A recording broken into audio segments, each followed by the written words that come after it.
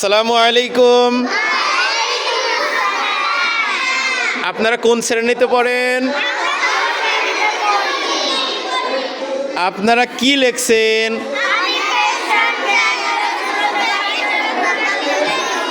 মাশাআল্লাহ। আপনারা আলিফের সঙ্গে 11 সূরাতে 22 হরফের মুরাক্কাব লিখেছেন, তাই তো? মাশাআল্লাহ, আপনাদের লেখা অনেক সুন্দর হয়েছে। আপনারা কোন মাদ্রাসাতে পড়েন? রাবিয়া বসরি আজিজুল আলম নুরানি কিন্ডারগার্টেন মাদ্রাসায়। তাই এখানে পড়ালেখা কেমন হচ্ছে তোমাদের? তাই, মাশাআল্লাহ।